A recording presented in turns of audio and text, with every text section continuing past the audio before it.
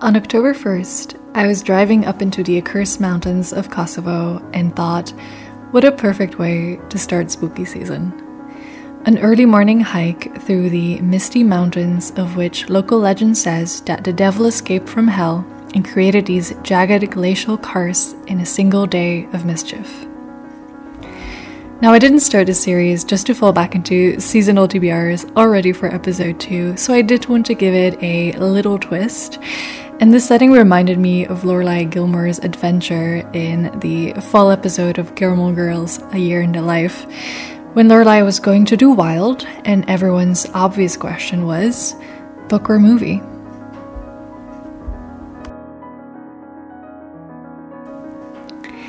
I started things off with Rebecca by Daphne du Maurier. Both book and movie have been on my to-read and to-watch list for a long time, and I am so glad I got to do both of these this month because I really love them both. Rebecca is a gothic tale which follows Maxim the Winter in the aftermath of his wife's death. Rebecca was charming and loved by everyone, and after a whirlwind of romance abroad, Maxim's new wife moves into their home, the famous Manderley, and is faced with the constant reminders of Rebecca's continued presence in Maxim's and their friends' and family's life. She will never be like Rebecca, and it feels as if Rebecca's shadow will never leave. I had been putting off reading Rebecca because I haven't had the best experience with gothic novels, but I really liked this one.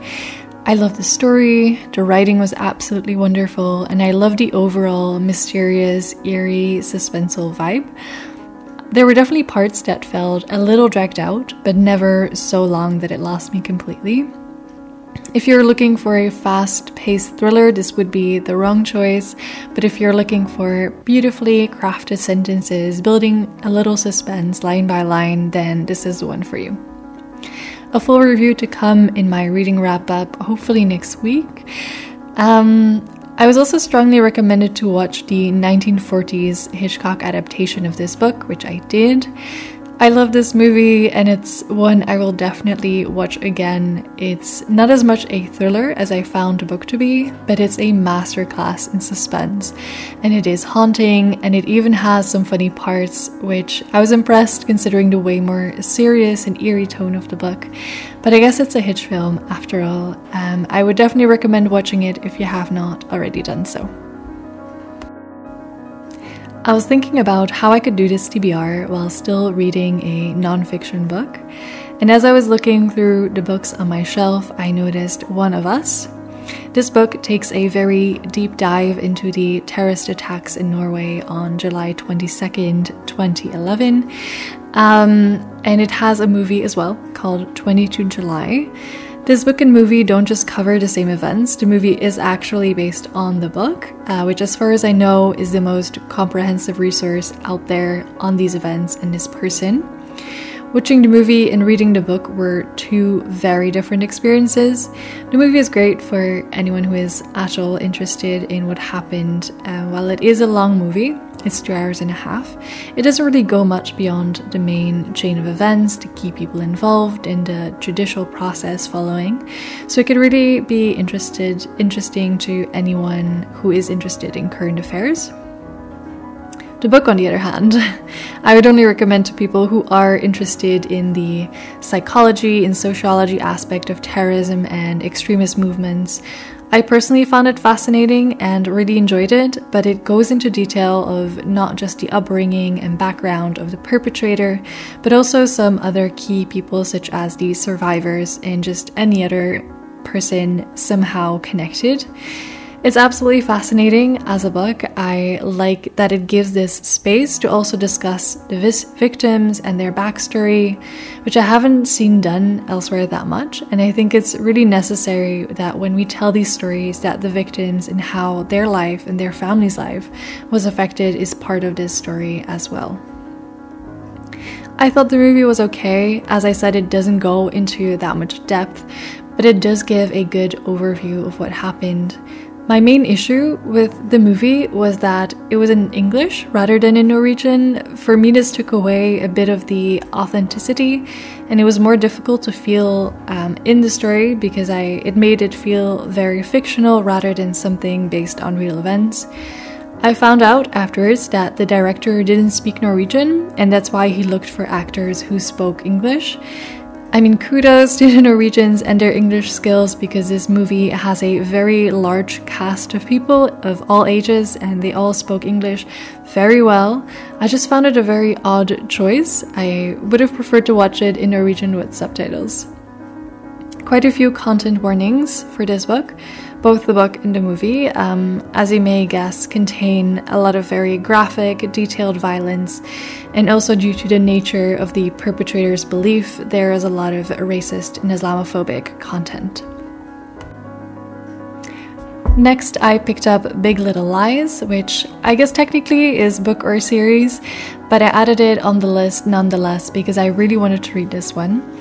I had been a little bit disappointed with Liane Moriarty's 9 Perfect Strangers in terms of plot, but I kind of liked the writing of the author, so I wanted to give it another shot, and I thought Big Little Lies was perfect for this TBR as well. In this domestic thriller / mystery meets romantic comedy, I really can't tell you what genre this would fall under. We follow the mothers of Perry Wee. Jane, single mom of Ziggy, has just moved to town and is quickly taken under the wing of 2 other moms, Madeline and Celeste.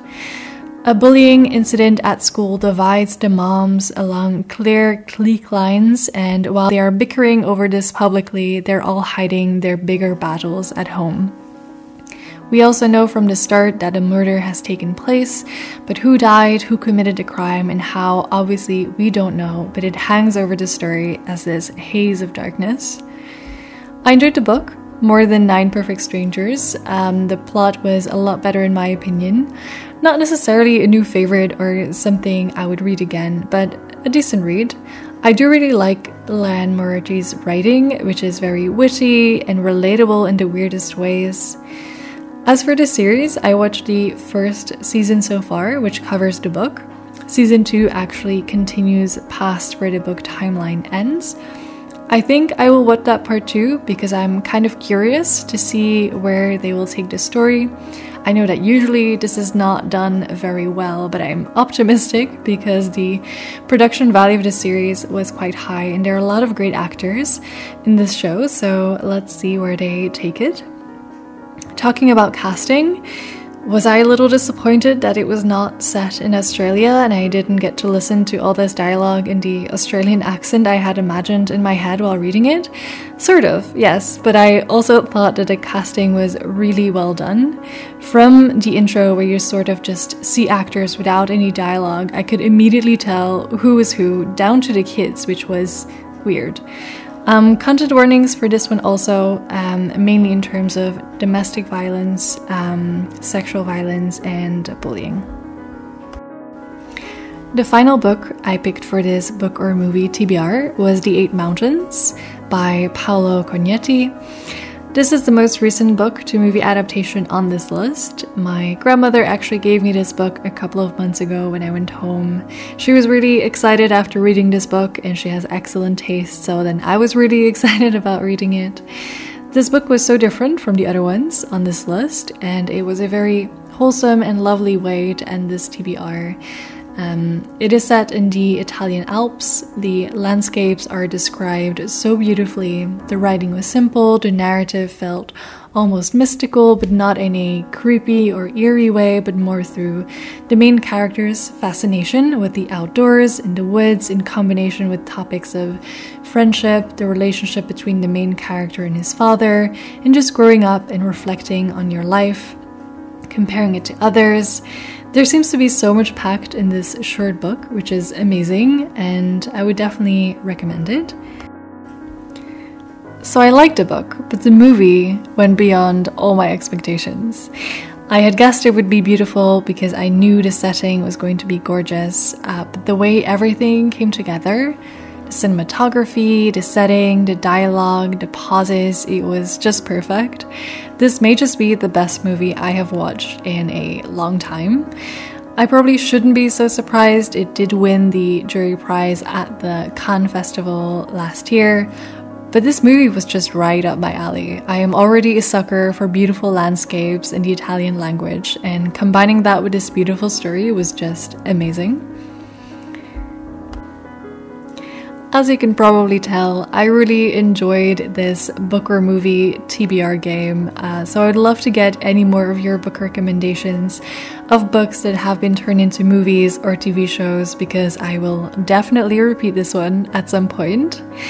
I hope you enjoyed this video. Please like and subscribe if you did, that would really help me out.